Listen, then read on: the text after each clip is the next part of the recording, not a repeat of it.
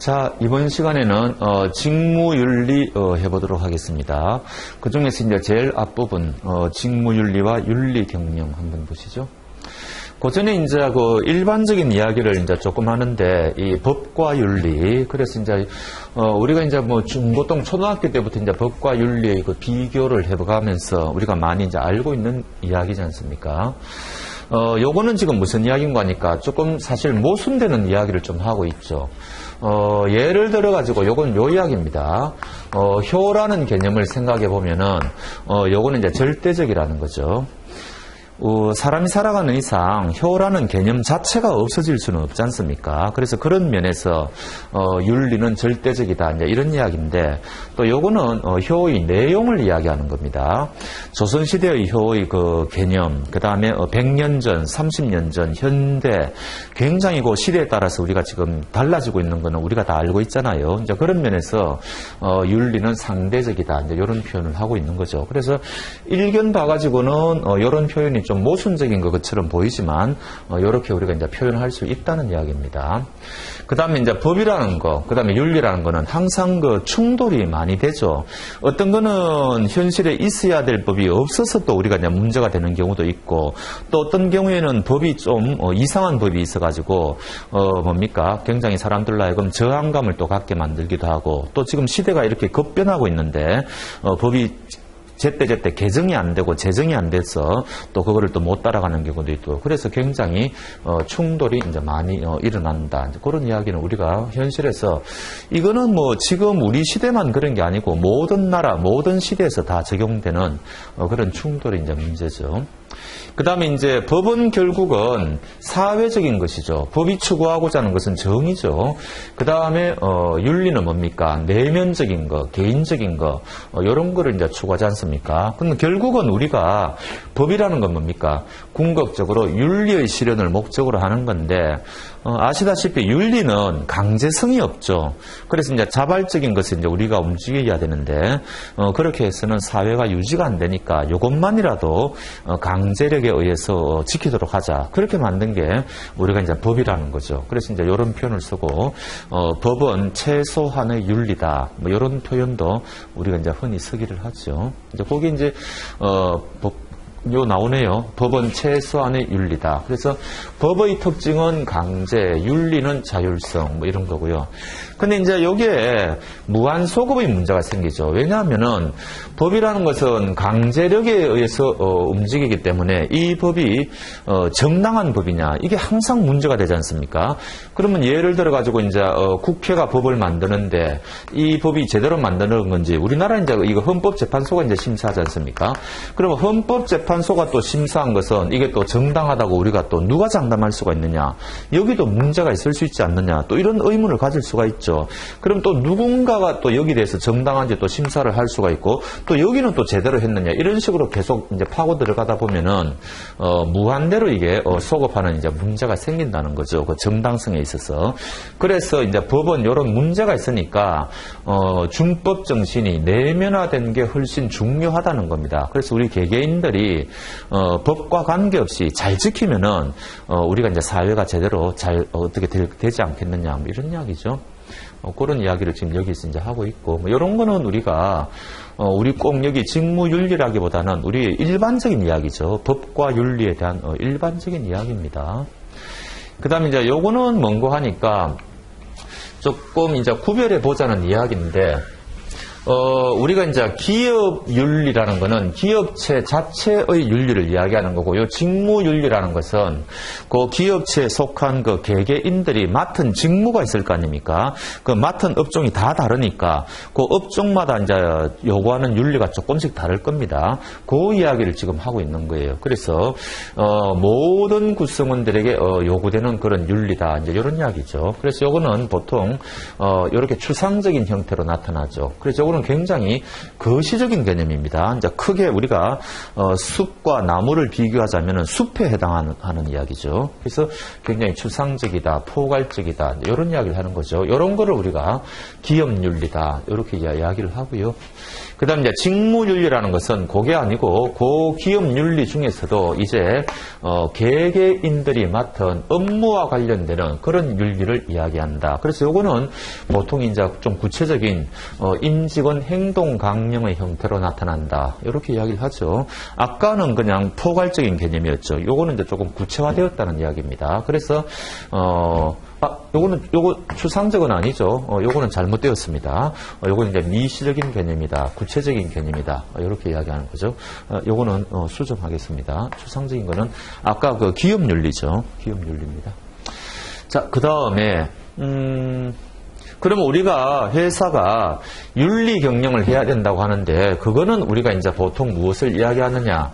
조금 전에 이야기했던 그 직무 윤리를 기업 경영하는 데 도입했다. 이제 이렇게 일반적으로 우리가 이야기를 하고 그래서 우리가 직무 윤리를 지켜야 된다. 또 회사는 윤리 경영을 해야 된다. 이런 식으로 이제 표현을 하는 거죠.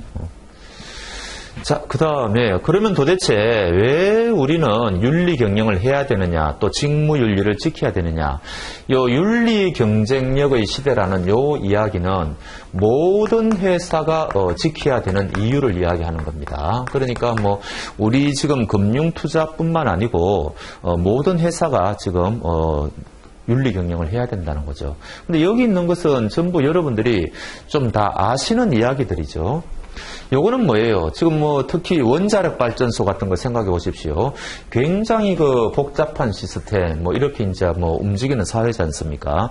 그래서 만약에 조금 잘못하면은 그 위험이 엄청난 그 국가 전체에 영향을 미쳐버리죠. 일본 같은 거 생각해 보십시오. 그래서 이런 사회이기 때문에 우리가 굉장히 고도의 직무윤리가 필요하다. 뭐 그런 이야기고 그 다음에 우리가 이제 회사는 각종 비용을 최소화시키려고 할 거 아닙니까? 근데 회사가 드는 비용은 여러 가지 비용이 있을 겁니다. 그 중에 요 위험 비용이라는 것도 포함시켜가지고 비용을 이제 최소화하려고 할 거다. 위험 비용이 뭐예요? 결국은 직무 윤리를 지킨다. 이 회사의 브랜드 가치를 올린다. 뭐 이런 의미거든요. 그래서 하여튼 비용을 우리가 최소화시키는 데 있어가지고 직무 윤리를 지키는 쪽을 선택해야 된다. 이제 그런 이야기입니다.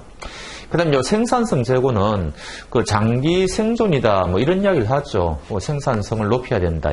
예전에 특히 우리나라 같은 경우에 이제 기업체를 경영하시는 분들은 뭐 회사 내부의 종업원 복리라든지 뭐 이런 거 신경을 안 쓰고 생산성만 올리면 될 거 아니냐. 뭐 이런 근시안적인 생각을 하는 분들이 좀 있었겠죠. 근데 이제 지금은 그런 게 맞지 않다는 겁니다. 그렇게 해가지고는 장기적으로 생존을 할 수가 없다는 거죠. 그래서 이제 회사 내부에서 윤리 경영을 해야지 거기에 비용이 더 들어가는 것처럼 보여도 결국은 장기적으로 보면은 생산성을 더 올릴 수가 있고 또 이제 경쟁을 해도 이길 수가 있다는 이야기죠. 그 다음에 여기 뭡니까? 우리가 이제 자본이라고 하는 것은 토지라든지 뭐 건물 뭐 이런 거 여러 가지 눈에 보이는 거를 이제 많이 생각하지만 이런 신용은 굉장히 특히 현대 사회에서는 그 기업 브랜드 가치랄까 그거는 뭡니까? 큰 자본이죠. 그래서 눈에 보이지 않는 무형의 자본이다. 뭐 이런 이야기를 하고 그럼 이제 회사가 신용을 유지하기 위해서는 그 기업 브랜드 가치를 유지하기 위해서는 직무 윤리를 지켜야 된다. 그런 이야기를 또 하는 거죠. 요것도 또 계속 그 비슷한 이야기가 지금 반복되고 있는 거죠. 우리가 이제 바깥에 나가면은 무한 경쟁을 하는데, A 회사는, 회사 내부에서, 윤리 경영을 하지 않고, B 회사는, 회사 내부에서 윤리 경영을 한다. 그런데 이 두 회사가 바깥에 나와서, 공정하게 경쟁을 할 수가 있느냐. 그건 뭔가 좀 이상하다는 거죠. 반칙이라는 거죠. 그래서, 우리가 바깥에 나와서 경쟁을 하기 위한 전제가 뭐냐. 회사들이 내부에서, 윤리를 지켜야 된다는 거죠. 윤리 경영을 해야 된다는 거죠. 그게 이제 전제가 돼야 된다는 겁니다. 그래야지 이제 공평한 게임이 되지 않느냐, 뭐 그런 거죠.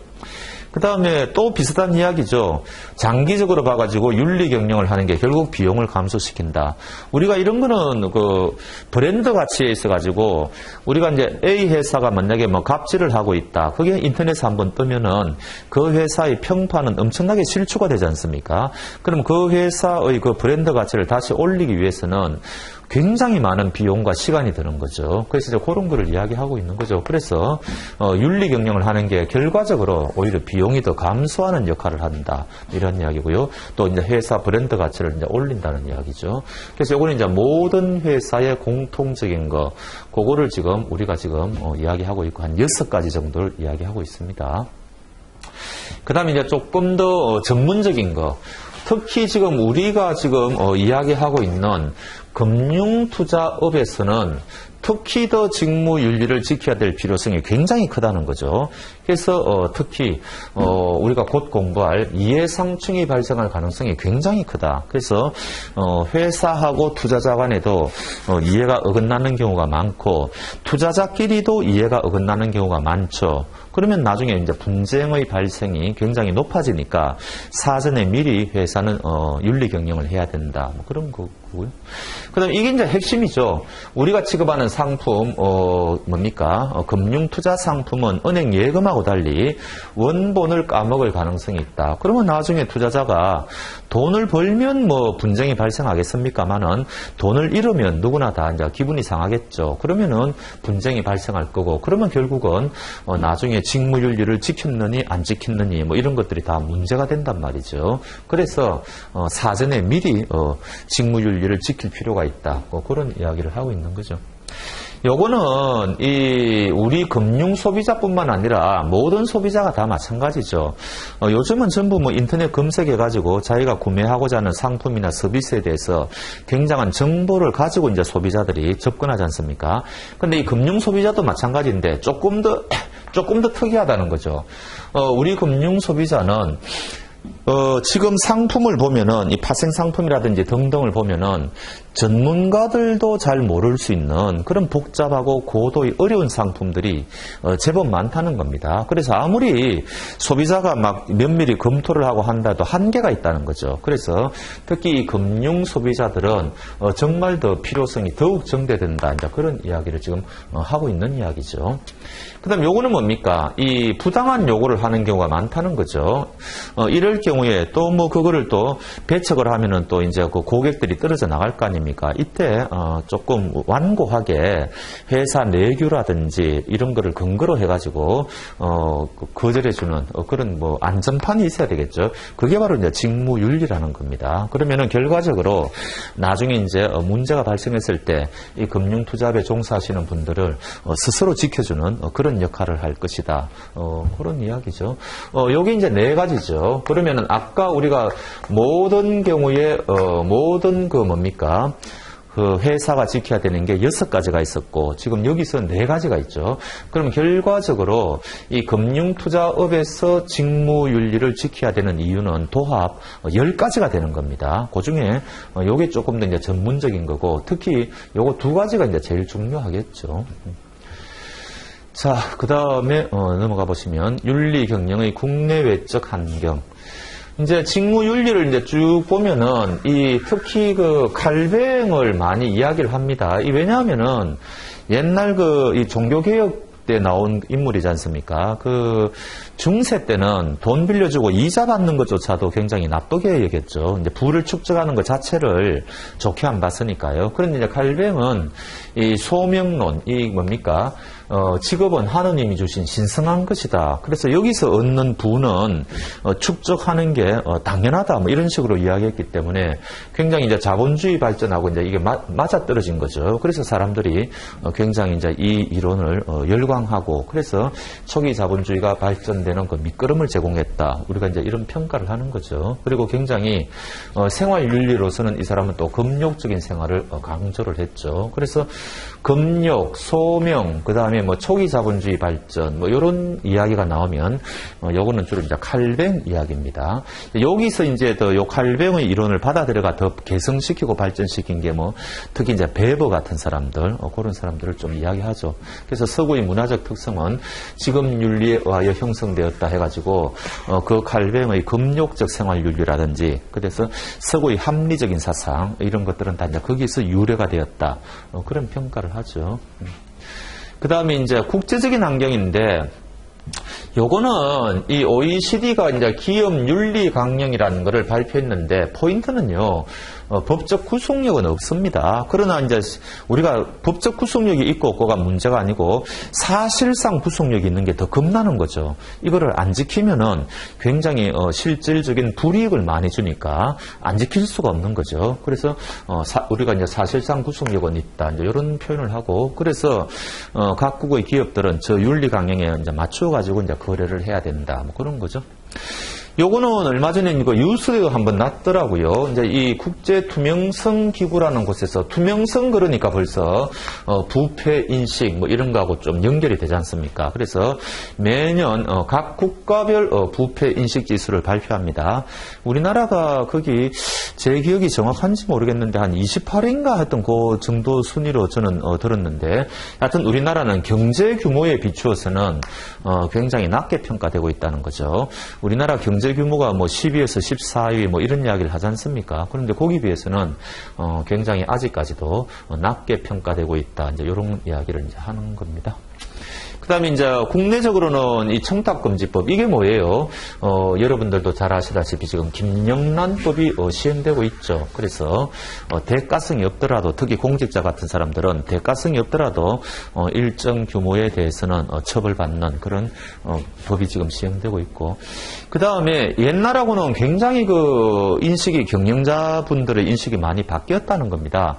그래서 우리 통계를 보면은 옛날에는 뭐 회사가 직무윤리를 지키고 이게 뭐 별거 있느냐 이렇게 생각한 사람들이 굉장히 많았는데 한 60% 정도 됐는데 1990년대 이제 그때만 하더라도 지금은 한 10년 후에 설문조사를 해보니까 이제 그게 역전이 된 거죠. 그런 식으로 그래서 옛날에는 직무윤리가 중요하다, 지키는 게 중요하다 한 게 제 기억이 맞다면 90년대는 한 10% 안 됐을 겁니다. 근데 지금은 한 5, 60% 경영자들이 직무윤리, 윤리 경영하는 게 굉장히 중요하다. 이렇게 굉장히 인식이 많이 바뀌었다는 이야기죠.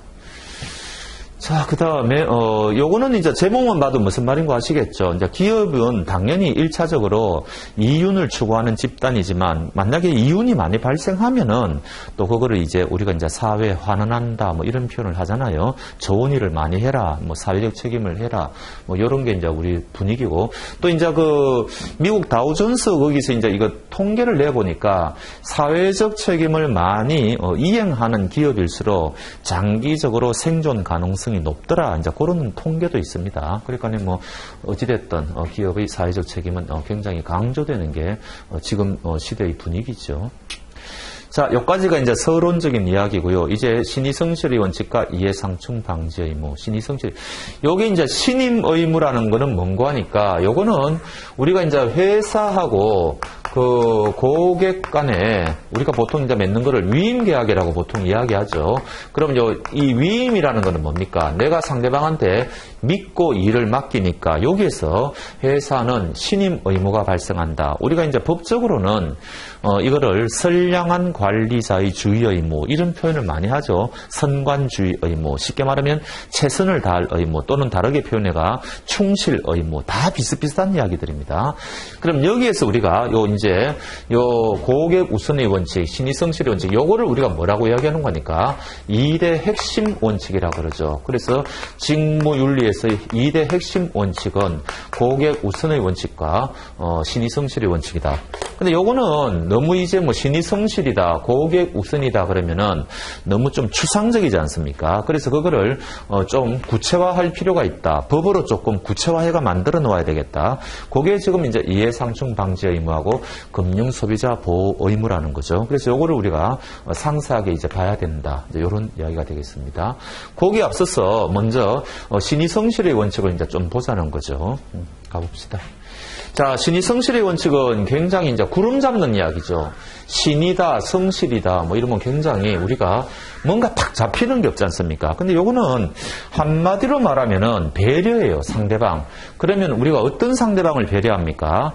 길 가는 사람도 물론 배려해야죠. 근데 그거 말고 상대방하고 내하고 계약 관계를 맺어가지고 오늘 계약을 맺었는데 오늘 다 모든 게 끝났다. 그러면 끝나버리는 거지만 어떤 계약은 장기간 그 계약이 이행을 해야 되는 그런 시간을 요하는 그런 것도 있죠. 그러면은 그 시간의 경과 속에서 어떤 일이 발생할지 모르죠. 그러니까 이때는 그 상대방을 좀 배려할 의무가 있다. 이제 이렇게 되는 거죠.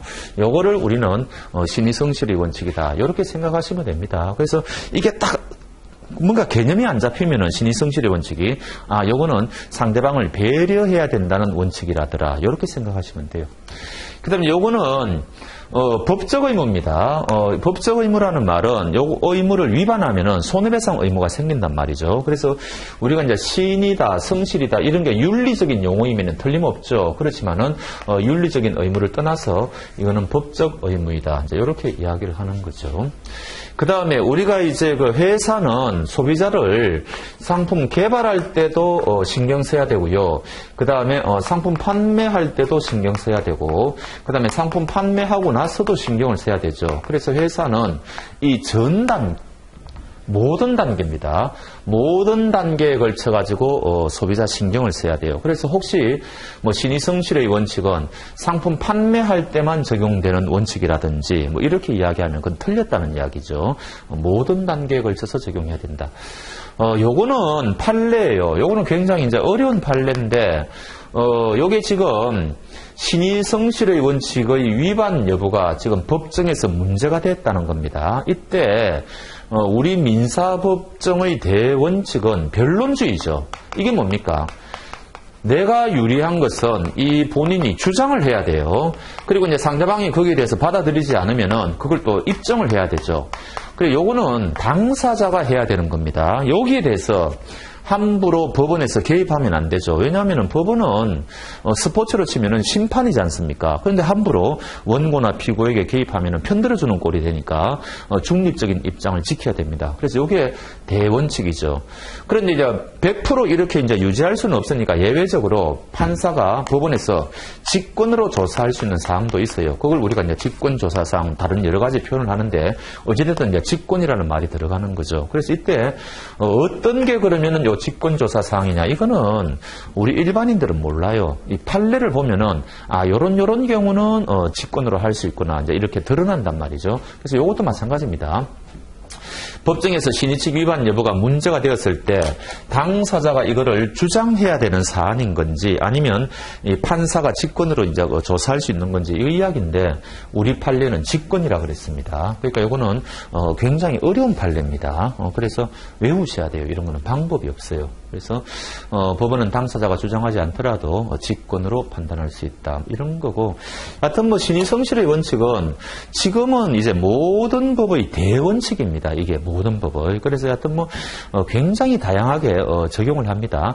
계약을 해석할 때도 적용할 수가 있고, 해석할 때 이게 도대체 무슨 뜻인지 애매모호한 게 많을 거 아닙니까? 그 애매모호한 것은 이런 뜻이다. 이렇게 해석을 할 때 신의 성실의 원칙이 적용될 수 있고, 굉장히 다양한 기능을 지금 하고 있어요. 그 대신에 이게 워낙 추상적이기 때문에 판사가 이거를 함부로 또 갖고 와서 하면 안 됩니다.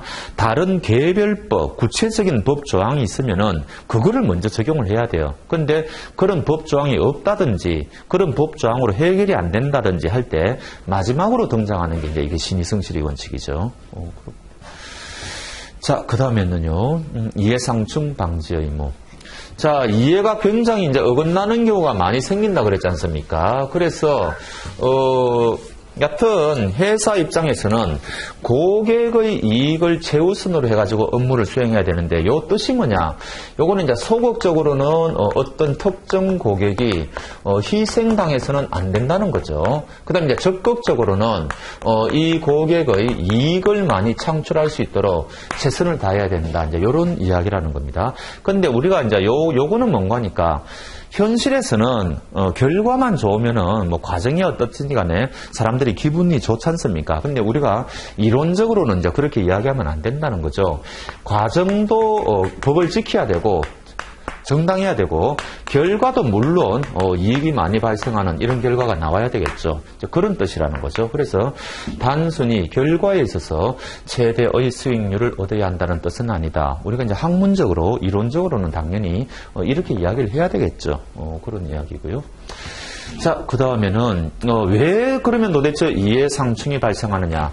크게 봐가지고는 세 가지입니다. 크게 봐가지고는 첫 번째는요, 여기에 사적 업무 영역 정보라는 것은 이 대표적인 게 일종의 미공개 중요 정보 같은 거죠. 회사 내부 자거래 같은 거 있지 않습니까? 이런 것들을 공적 업무에 활용하기 때문에 그럼 이제 이쪽은 마이너스가 생기는 거죠. 이제 이렇게 이제 문제가 생기는 거고 이런 걸 우리가 내부 자거래 뭐 이런 이야기도 하죠. 그 다음에 이제 제일 우리가 자본시장에서 많이 이야기하는 거를 정보의 비대칭이라 그러죠. 이거는 뭐 끊임없이 나오는 거죠. 그래서 이 문제 때문에 뭐 회사는 일정한 경우에 공시해야 될 의무가 있고 뭐 등등 여러 가지 조치를 취하지 않습니까? 이게 사실 가장 근본적인 이유라고 할 수가 있죠. 그 다음에 이제 세 번째는 자본시장법은 겸용을 허용하고 있죠. 그러니까 굉장히 옛날보다는 회사 규모가 이제 커질 수 있는 그런 가능성이 많아졌습니다. 그러다 보니까 또 이제 이런 문제가 생긴다는 거죠.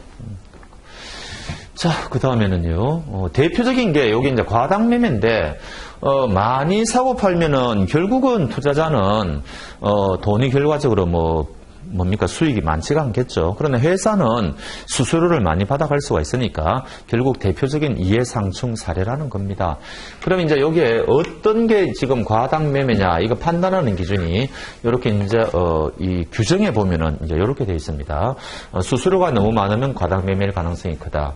그 다음에, 뭡니까? 이 사람의 재산에 비해서 너무 많은 투자를 하면 과당매매일 가능성이 크다. 그 다음에 이 사람이 위험을 잘 인식하지 못한다면은 과당매매일 가능성이 크다. 이런 거고요. 그 다음에 이제 회사가, 거래할 때 권유를 했는데 그게 타당하지 않으면 과당매매일 가능성이 크다. 이렇게 네 가지를 가지고 이제 보통 판단한다는 이야기죠. 그런 거고. 자, 그 다음에 이제 이해상충 방지 체계. 요거는 여러분들 어디서 봤습니까? 요거는 우리가 그 자본시장법하고 겹쳐요. 그래서 자본시장법에 보면은 사전에 알려주고 그 다음에 낮추어라. 그 다음에 이게 곤란하면은 거래해서는 안 된다. 이게 이제 겹치는 부분이거든요. 요거는 이제 그래서 넘어가면 되고요. 요거는 뭐예요? 인가나 등록 시부터 갖추어야 된다는 거죠.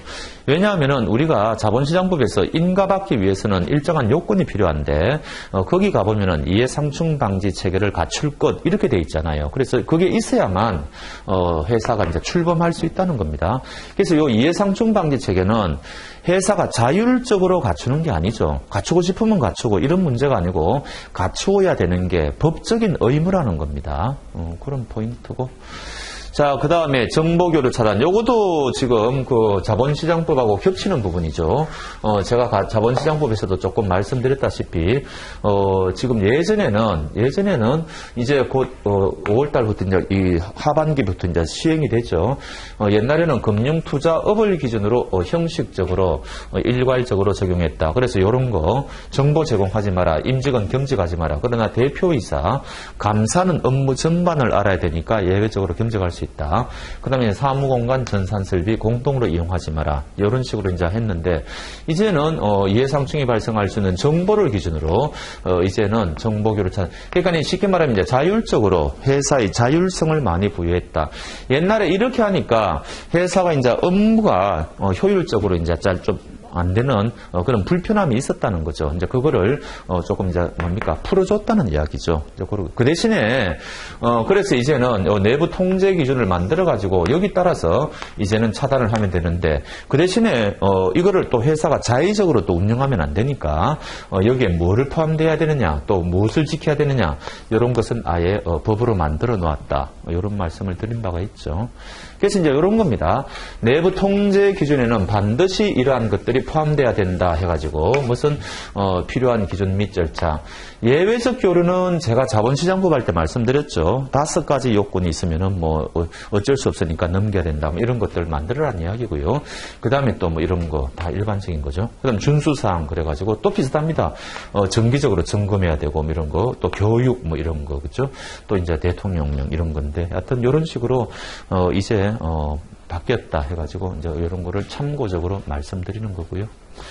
자, 그 다음에는 이제 조사 분석 자료 제공은, 요거는 우리가 협회 규정에 가면은 이 조사 분석 자료가 나오죠. 근데 이게 왜 여기 나오는 거니까, 대표적인 이해가 상충되는 사례라는 겁니다.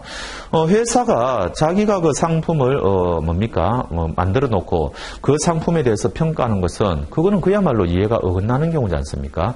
그래서 그런 경우에는 조사 분석 자료가 제공을 해서는 안 될 것이다 해가지고 우리가 협회 규정에 가보면 조사 분석 자료 제공이 공표되는 아예 원천적으로 금지되는 경우가 있고, 또는 그 정도는 아니다, 조금 문제는 있는데, 이럴 때는 리포트를 시장에 제출할 수는 있는데 그게 이해관계를 고지하라, 이제 이런 식으로 구별을 하고 있죠. 여기서는 일단 조사 분석 자료가 이해상충과 관련되는 거다, 이제 이런 이야기를 하고 있습니다. 자, 이제 자기 거래는 뭡니까? 요거는 그 자본시장법하고 좀 겹치는 부분이죠. 근데 여기 직무윤리가 조금 더 자세하게 돼 있어요. 그래서 제가 만약에 부동산을 팔려고 내었다. 이때 중개업자한테 그거를 의뢰를 했는데 중개업자가 그 물건을 사겠다고 하는 겁니다. 그러면 중개업자는 왼손에는 자기가 그 부동산의 매수인으로서, 오른쪽에는 나의 대리인으로서 그 뭡니까? 매도인의 그 하는 거죠. 이런 거를 우리가 이제 자기계약이라 그러죠. 그리고 이거를 무제한적으로 허용하면은 결국은 그 일을 맡긴 본인이 피해를 볼 수가 있으니까 자기계약은 원칙적으로 금지된다. 그러나 예외적으로 본인이 동의를 하면은 그거는 뭐 별 문제가 없겠죠. 본인이 동의한다는 것은 피해를 감수하겠다는 이야기니까 그럴 때는 할 수 있고, 또 공개시장과 같이 거래 상대방이 우연히 결정된다든지, 또는 공개시장이라는 것은 수요 공급의 원칙에 의해서 가격이 공정하게 결정되니까 이때는 자기 거래를 해도 본인이 별 피해를 보지 않는다는 이야기죠. 그래서 그런 경우에는 예외적으로 할 수 있다, 그런 거죠. 그래서 같은 매매에 있어서 자신이 본인이 됨과 동시에 상대방이 이제 중개업자가 된다는 거죠. 이게 원칙적으로 해서는 안 된다. 그러나 금융소비자가 동의하면은 할 수 있다는 거죠. 얼마든지 할 수 있고, 그 다음에 조금 범위를 넓히죠. 이해관계인의 대리인이 되어서도 안 됩니다. 취지는 똑같습니다. 여하튼 이해상충을 방지하겠다, 그런 의미가 내포되어 있죠. 자, 그러나 말씀드린 것처럼 상대방이 우연히 결정된다. 그래서 이제 공개시장, 상장 주식을 거래한다든지 이런 거, 그 다음에 자기가 판매하는 집합투자증권을 매수한다, 뭐 비슷한 개념인데, 어찌됐든 이럴 경우에는 예외적으로 자기 거래를 할 수 있다, 이렇게 우리가 하는 거죠. 자, 이렇게 해가지고 이번 시간은 마치도록 하겠습니다. 예, 수고하셨습니다.